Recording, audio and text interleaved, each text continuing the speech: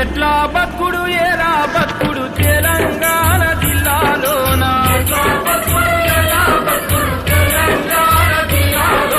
లాఠీ తూటల రాజ్యమాయ తెలంగాణ పల్లెలోన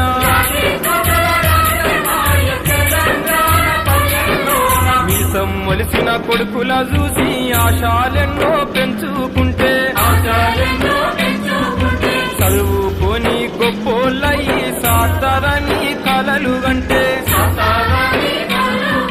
కన్నందుకు కంటి పాపల కాటికైనా మోయాకు